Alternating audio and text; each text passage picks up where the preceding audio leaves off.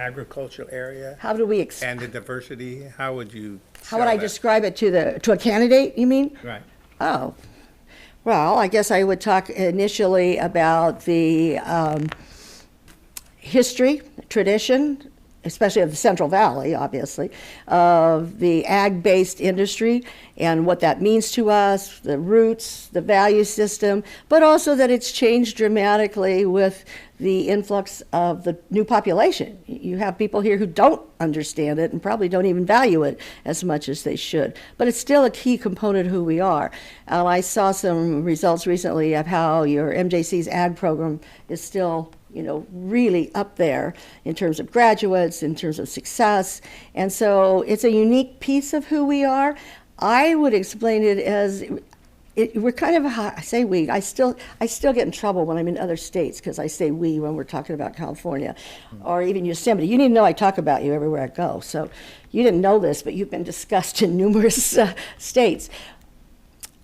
We are I think going through a period of trying to diversify in terms of economy, in terms of economic issues.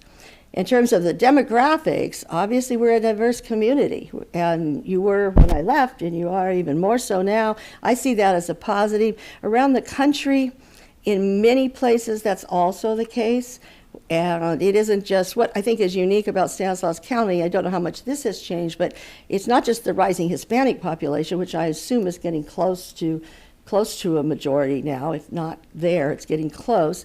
But the uniqueness of the Asian population in this county and the immigration that occurred in the 80s with respect to that. I don't know how much of an impact that is. For me as your former leader, that was certainly an issue in terms of reaching out to that community. So most of the candidates that I come across, unless they're from some little pocket somewhere where that isn't happening, they see your demographics as a positive, is what I'm trying to say. And my selling of your story, and in my own mind, when I'm talking to people about how great you are, I'm also listening to what they have to say, and if they're not comfortable with those demographics, then they shouldn't come. They shouldn't come. I mean, it would be wonderful, for example, if you, I can't make it a criteria, but it'd be wonderful if you hired someone who was bilingual. That would be a plus. But I say that everywhere I go. Too bad more of my generation isn't bilingual. I've been working on my Spanish since I last saw you. I'm working on French right now, okay? Because I feel really culturally deprived in those areas. And a lot of our younger leaders coming up don't have that issue because they took it on much sooner. So I'm assuming the college district still has its commitment to student equity, to wanting to serve all students wherever they are, to do whatever we need to do to make them successful. Across the country, that has become the national movement. It's completion, and it's defined by student equity. How well are all of our students doing? It took me a long time, I will confess, to move away from talking about just access, because, I grew up on access. That's our mission. It's still important, but success is equally important. And so our focus is kind of shifted. And of course, the other major shift, and that's what I would say in terms of trying to learn about the community, whether it's industry and the other demographics, is what does the data say? I don't like the phrase data-driven. I do like the phrase data-informed. So let's look at the data, let's consider it, let's see how we're doing. Let's not just go by anecdotes. But then let's introduce the human aspect of it all too, and then figure out and be willing to say how well are we really doing. So I've got a far afield from agriculture. What can I say? Let me add a postscript to this. I really miss your agriculture. It's the single thing I like least about where I live is the 90-day growing season. Not good for somebody who grew up on a peach farm. You can come to Turlock. We got two, what do they call them, fruit. Farmers markets. Oh, farmers markets. Oh, I do. It's kind of an inside joke that you don't know about. So that's. Oh, okay. Well, I've done a lot of work with the State Center District. I did their chancellor a number of years ago, and then also we did Reedley College twice and Fresno twice, because over the period of 6-7 years. And I always hit their farmers markets because it was like, okay, next best to Modesto was Fresno. Go ahead, I pass. Done? I have one up on you. I graduated MJC 60 years ago. Good for you. Good for you. And you're here. That's wonderful. My question is, your projected charge is significantly higher than the competition. What are you going to give us for that? Well, we're going to give you, if you choose to do all the services, we're going to give you a full package. We, for example, starting from the beginning, are available to work with you on 24/7. We are available to help you with the recruitment in a way that I don't think others will. I go back to the team. It's not just me. It's a group of 6 or 8 people in Washington, D.C. that'll also be working for you. We have a national presence that many California-based firms, for example, do not have. We are aware there are good people outside of California, and particularly when you're looking for a chancellor, you're going to want somebody very experienced. I'm assuming this is not an on-the-job training kind of position, so we would bring you that. The other thing, and I don't know how to answer this without being sounding a little egotistical, but I don't know how to say it, so I'll just say it. What we bring to you is a considerable amount of experience and wisdom. My experience has been that in working through a process, there will be a lot of issues that come up. There will be issues perhaps within and among the board. There may be issues with where the board feels and how the search committee feels. You may have arguments even over who's on the search committee. There are lots of political issues that have to be addressed as you go through this process. And what we bring to you and what I bring to you is a lot of experience with addressing those in a lot of other settings. What's some compromises? How can we communicate the process? We're a big believer that you communicate the process regularly. We write for whoever is the board, it could be the board chair or it could be the chair of the committee. Maybe that's the same person, I don't know. But we write progress reports for them to put out so the whole world knows what's going on. We communicate with the candidates all along so they don't get discouraged and drop out while we're still busy making up our minds. There's an enormous amount of detail, and I'm not going to trash any of my competitors or our competitors, but I have enough colleagues who've experienced some other searches, candidates, who will say, they never called me, they never told me this, they never told me where I stand, and they have a very bad feeling about it when it's over, even the ones who eventually got selected. Our goal is to make the process be so positive. That doesn't mean there can't be blips along the way, but so positive that when we're done, you not only have selected who you want and it's successful, but your constituents, the campus folks, feel good about the process. They trust it. And a third goal that we have, and I personally have, is that the candidates who are your finalists that you don't select, let's say 3 to 4 finalists come to you, and they're going to all be wonderful people, but you can only pick one. So my goal is you pick the one that you think's best, but I want the others to leave saying good things about Yosemite District.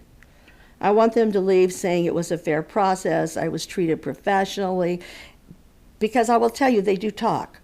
They do talk. And you may say, well, we don't care, but I think you do care. Because sooner or later, you're going to be looking for another college president or another whatever. Or one of their colleagues is going to be going and looking for, and they're going to say, well, what was it like to go through, the process? So it's a huge package that we bring, and I guess you get what you pay for would be the simplest answer, but I wanted to be more elaborate than that. Thank you. Mm-hmm. Welcome home, Dr. Fisher. Thank you, thank Good you. to see you. You changed your look here, too. Oh, yeah. I found 2 pictures of you on the website, one with this look and one that I recognized.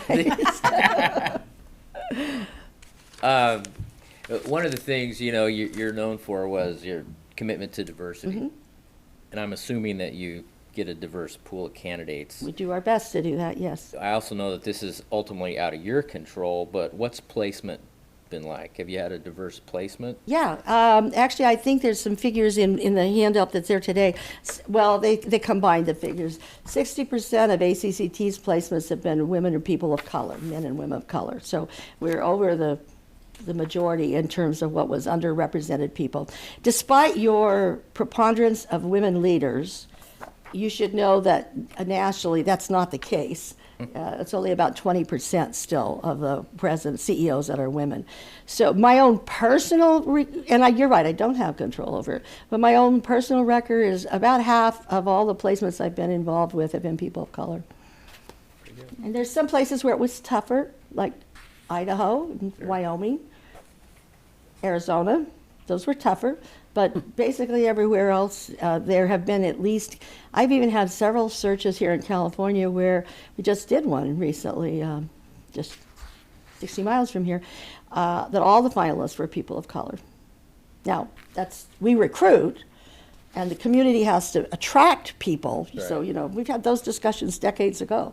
They have to feel comfortable to come here, but that's part of telling the story again. And then, of course, you have to decide who's the best qualified. I will say to you, I haven't said this enough, and I should have today. This is your search. I'll say that again. This is your search. We are here to help you. Well, we can share what we've learned, but there's a number of decisions along the way that would be made in collaboration either with all of you or whoever you designate as a subcommittee of the board. And in the final analysis, your decision. You should be collaborative. You should insist, and we would help you write a charge for the committee that says, here's where your role begins and here's where your role ends. And you make that very clear from the very first day that the search committee meets. And then in the final analysis, it's the board's decision. So, that ultimate decision of who. All the finalists we would send to you would be qualified, but who best fits for you, only the 7 of you can decide that. And then you might choose, it might very well be the person of color that's in your pool, or it might not. Right. Well, let's say we've picked our candidate. How do you guys do the reference check? Very good question. Thank you. That's one of the things I should have said back to Trustee Viss about what you get from us. We have a very comprehensive professional reference consultant staff. They don't do searches. So in other words, I can't do the reference checks. They do nothing but reference checks. We start from when they are a semifinalist, when the committee has convened, they've reviewed the applications, they've picked their semifinalists that they want to interview, somewhere usually 6, 7, 8 people. We do a preliminary reference check by calling people on their list and by doing, of course, an internet search. I tell the committee that everything we find from their list should be positive, because if we find something negative from somebody they put on their list, big flashing warning lights, okay? Now, if they get past, and of course, remember that we know a lot of these people. That's another thing. See, I'm going to keep coming back to your question, Trustee. That's another thing. We know a lot of these people all around the country. We know what's happened in their institution. We know I will get applications. The committee will see applications from people that say, I'm the president, blah, blah, blah, blah, blah, blah. And I go, he's not the president anymore. He's still on the payroll, but he's on paid leave and at home. He didn't bother to tell you that, but we can tell you. I can tell them that before we even do the reference check. So we get, and then others will admit, I no longer employed, but we'll know that. A lot of it, we just already know it, and we'll share it with the committee, just as we would share it with the board. But in terms of the formal check, once the committee, if they get past the committee and they're forwarded to you, then we do an in-depth reference check. It's about a 15, 18-page report, and we go totally off list. So we get a release from them. We have to get a release in order to do that, because if we don't get a release, they can ask to see the report. So we get a release that they can't see the report, so we're covered legally. And then again, our reputation as ACCT is people know when we call them that we've done that, and we tell them, but they also know it, and then they'll tell us the truth. And so we get pros and cons. And by the way, I want to warn you, if I get to be a part of that discussion with you every single one of your finalists will have pros and cons, because nobody walks on water and nobody bats 1,000 or whatever other metaphor you want to use. But when we do hear something negative, then we pursue it. We say, well, who else could we talk to about that? Or what about this? What about that? So we try to get multiple sides of it if there was a controversial issue. If we pick up something on the internet that was controversial, then we pursue it. So we do really in-depth. That information gets shared only with the board. That we keep confidential, and I personally share that with you orally when you're at the final stages and when you're interviewing people. Very good. Okay. Thank you. Is that a little different? I'm just picking up, you said that the semifinalists, you start the check. Is that a little different than some companies? Do some companies wait until you've got the 4 finalists and then do the reference Some do, checks? that's correct. I personally think that's a waste of your resources and time, because then when you get to the, I mean, we've had people fall out at the semifinalists because their own references gave us clues that they were in trouble, or because we know. I try hard. One of the hardest working days for the committee, if some of you are on the committee, you'll find out, is the day that we go through all the applications. They've already reviewed them and made their comments, and now we're working as a group to collaborate and decide on who the ones we want to move forward. The hardest part for me to do, and the hardest part for some committee members to accept, is when I say, I know this person looks awesome, but let me tell you, he lied, or let me tell you, he isn't there anymore, or he's this or he's that. And so by sharing that information, they may not even get to the semifinalists. Yeah, but so your answer is yes, and some don't wait all the way to the end. We do it initially based on what we know, and then another time for the semifinalists, and then the thorough one at the end. I think that's good, because if you get down to the end and you're getting close to your date, and you've got 3 people, and I liked Yeah, that you and mentioned most that. boards, I've only had one time in 10 years of doing this, I've only had one time that somebody got all the way to a finalist until we found some other things. And the board was that close to picking him too. And they said, nope, that's the case. And they still had some other options. I'll tell you a process issue that's a little tougher for you is that once the committee has identified finalists and forwarded them to you, you may lose one of them. So the timing of your schedule is really critical. When the committee is done and they're going to send their finalists to you, you want that to happen as quickly as physically possible, which is about 2 weeks, because it takes us that long to get the thorough reference check done. Because your best people may very well be in other searches. Okay, I have one, is it my turn? Please, go I'm ahead. sorry. I have a quick question, just based on your experience and knowledge. You shared with us what we've heard before, that all the CEOs are retiring, baby boomers going out. From the placements that ACCT has done in California, what's the average age of a chancellor, a successful chancellor candidate, Well, roughly? I'm struggling, Trustee DiMartini, because that's borderline a question we're not supposed to ask. Oh. I mean, about age. Age. The age issue. Age. So, and then also the part about being successful. I didn't mean the applicants, I meant the ones that were Okay, chosen. okay, all right, I'm just, And that's why I was, How close are they to retirement, is that? Can I? okay, let me try to answer it this way. I'm assuming you want an experienced person Right. in the chancellor role. And that means they've probably been, either they've been a president, campus president, a president superintendent, or possibly a vice chancellor in a large district. Okay, so that's all possible. So they're not going to be real young. I would say our candidates range anywhere from mid-40s to early 60s. Most people don't retire at the age I did, so we are placing people in chancellor roles frequently that are in their early 60s. And that's worked fine. They've got the experience. As long as they've got the energy and skills and all the other things you want, then that works okay. But occasionally they come in much younger. I would say they're getting older, if anything. And I think part of that, I can't prove this, so this is No, I'm just just- working with the leadership people. We have more women coming in the pool. So you're going to get more women than you would have gotten 10 years ago. But those same women, more of them are choosing to go into these roles later in life, for whatever reasons, most often family, but whatever reasons, they take these roles on later. I will tell you, in the leadership groups I do with men and women, young men and young women, as I say, don't get in a rush. You have plenty of time. Grow, learn, have lots of different roles, take care of your family, whatever it is. you still have plenty of time to do this. I think the major trend change is this. Very few people are staying in CEO roles for, 15, 20 years. There's a whole host of people retiring right now, and they've only been a president or a chancellor 6, 7 years. It's like it's the capstone of their career. Does that help a little bit? Yeah, no, that's fine. That was more just curiosity Yeah. on my part.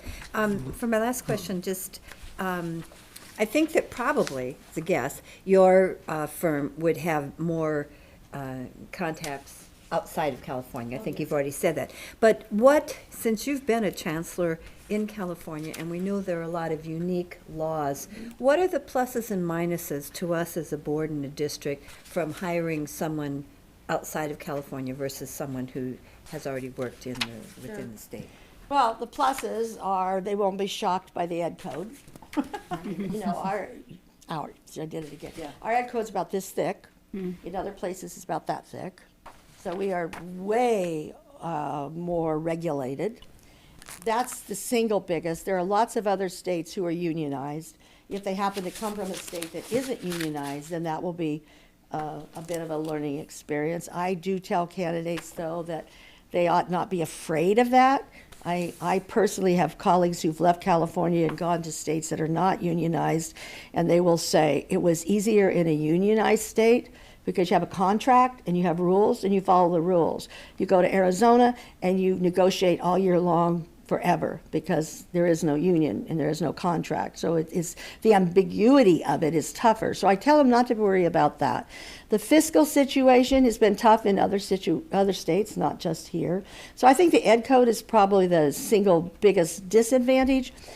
On the other hand, depending on the team the chancellor's joining, then, if as a campus president, I say out of state, not a problem at all, because you've got the mentorship of your chancellor.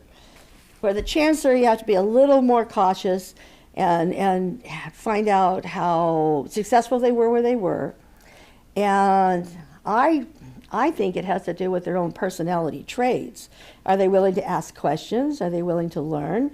The CEO network in California is very supportive of each other. And they go out of their way to take under their wings the new people that come in from out of state. So there's plenty of help. The league is really helpful. So it can be overcome. And then the advantages of being from out of state is there really is a world outside California. There really is. There's a lot of national things going on that are awesome that maybe we could learn from. And, with all the problems with accreditation and ACCJC, no matter where you are on that political issue, and we could have a wonderful talk over a glass of wine or something on that one. But the reality is California got partly in that mess. I'll get myself in trouble here. Got partly in that mess because in California, the leadership, in particular faculty leadership, but the leadership fought for a decade doing what we were supposed to be doing, namely student learning outcomes. It was a dirty word, am I not right? It was a dirty word. And when it finally started happening in California, the rest of the country had been doing it for a decade and moved on, and we're doing fine. So sometimes that perspective from outside the state could be positive as long as they've got the right temperament. You don't come in and say, oh, you got to change, I know the answer and you don't, but that won't, we get people from California that do that too, and that doesn't work either. Okay, thank you. Dr. Fisher, I thought it was interesting that in the proposal you used the term screening committee rather than search committee. And to me, that could be a very important distinction, that the role of the trustees is really not necessarily the role of the search committee, but very big up front. And the screening committee is not going out and searching, but they're screening what's going. Could you expand on the roles of each? I'd like to expand on the roles and just say that the terms are a little ambiguous. But my experience has been that most boards want to be in charge of this process because of what I said earlier. It's the most important decision you make. I think the role of the board from the beginning is to, and it would be our first step if we were selected to work with you, is to work with you very closely and sit down and talk about what do you want in a new chancellor. What are the issues? What are the challenges? What are the personal characteristics? We would also talk with you about the process. Let's talk about the composition of, let's just call it the committee, whatever adjective we put in front of it. Let's talk about the composition of the committee. You should form that committee. You should appoint that committee. And then you give the charge to the committee, and we have draft charges for you. And the charge basically is, to paraphrase it, is to follow the law, have a fair, open, ethical process, understand that it's absolutely, positively, unequivocally confidential, that the only person who can talk about the process is whoever you've designated, either the committee chair or the board chair, and that their charge is to review the applications, determine the semifinalists, interview them, and forward finalists to you. And when they do that, and at that last meeting, I say to them, on behalf of the board, thank you very much, your work is done, but please do come to the open public forums that will happen later on that the board will host. But the process is in the hands of the board. If you have chosen to put board members on the committee, which many do, and I'm very comfortable with that, many boards will put 2 trustees on the committee with the constituents.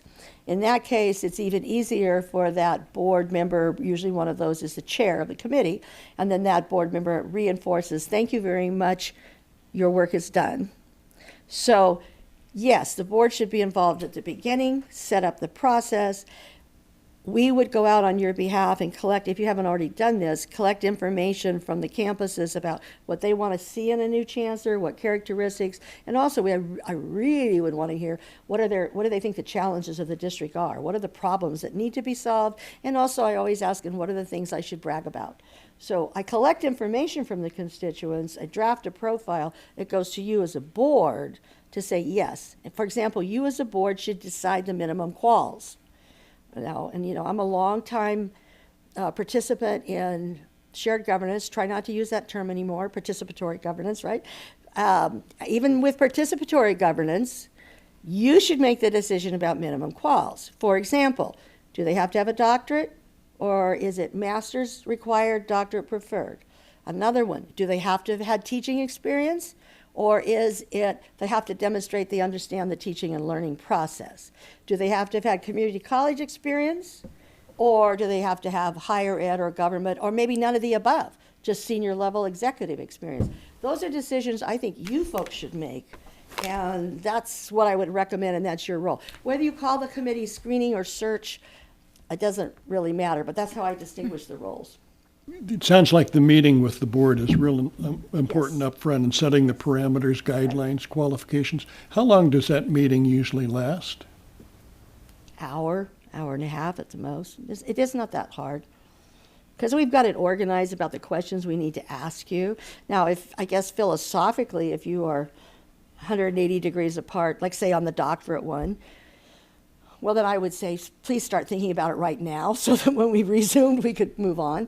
But no, it's usually an hour and a half. And what I actually like to do, for efficiency's sake, is before we have that meeting, work with your designee, again, board chair, committee chair, whatever, and follow up and have your committee, I start the process of identifying the committee right away so that when I'm meeting with you, I can also meet with the committee to advise them of their role in the process.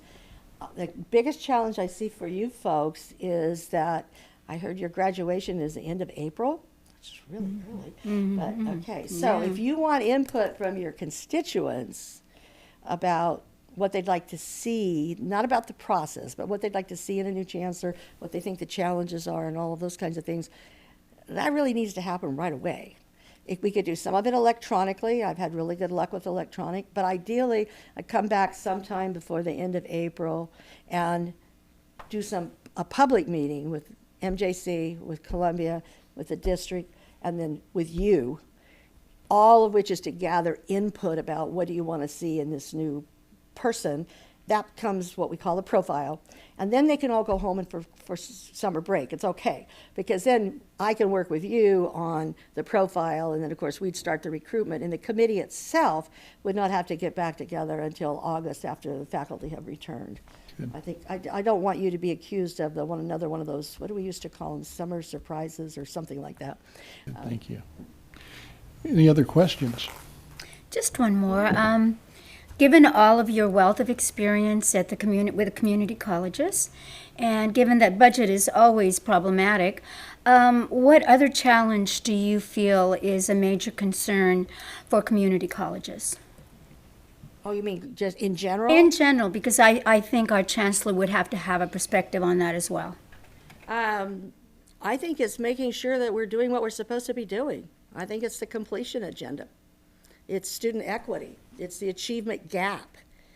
Everybody's in favor of completion, well, pretty much. I guess maybe Michelle and I probably still have a few colleagues that get concerned about what that means. But we all want students to succeed. That's not a new concept. But our willingness to quantify it and address it, and our willingness to change what we do, we have operated for years, myself included as a faculty member many years ago.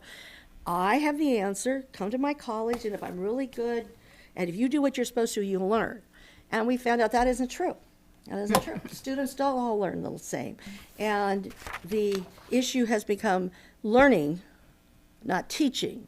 So I think for your chancellor, for you as a board, your commitment to closing the achievement gap and focusing on student equity is paramount, and next to fiscal. And I suppose accreditation, yeah, that maybe is a third, but accreditation is just a benchmark to tell you, are you doing what you're supposed to or not? So while you have to pay attention to accreditation, I don't think it should drive you. What should drive you is how well are we doing what we say we want to do. And for the chancellor, you know, I'm going to be real candid with you. After working with so many different governance structures, if I had it to do over again, maybe I shouldn't say this.